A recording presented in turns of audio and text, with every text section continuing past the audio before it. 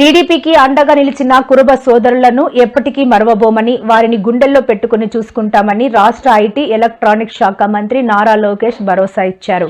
భక్త కనకదాస 538వ జయంతిని పురస్కరించుకుని కళ్యాణదుర్గంలో ఏర్పాటు చేసిన కార్యక్రమంలో ఆయన పాల్గొన్నారు. ఈ సందర్భంగా భక్త కనకదాస విగ్రహాన్ని ఆవిష్కరించిన అనంతరం లోకేష్ ప్రసంగించారు. తన పాదయాత్రలో ఇచ్చిన హామీ మేరకు ఇకపై కనకదాస జయంతిని రాష్ట్ర పండుగగా అధికారికంగా నిర్వహిస్తున్నామని, ఇది తన జీవితంలో మర్చిపోలేని రోజని అన్నారు. మున్సిపాలిటీ పరిధిలోని గోదావరి కనిలో దారి మైసమ్మ ఆలయాల కూల్చివేత రాష్ట్ర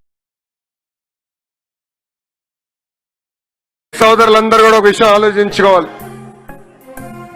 మనకి రాజకీయ స్వాతంత్రం వచ్చింది తెలుగుదేశం పార్టీ వల్లనే.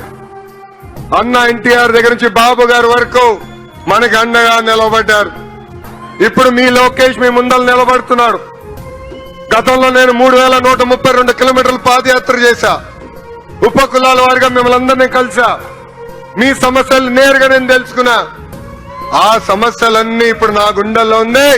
పరిష్కరించే వరకు నేను నిద్రపోనని ఈ సభాముఖంగా మా బీసీ సోదరులందరికీ నేను హామీ ఇస్తున్నా. కనకదాస్ గారి జీవితం మనందరికి ఒక స్ఫూర్తి. ఆయన చూపించిన మార్గం సమాజానికి ఒక ఆదర్శంగా నిలబడుతుంది. ఉమ్మడి అనంతపూర్ జిల్లాకి మా కుటుంబం చాలా రుణపడి ఉంటుంది.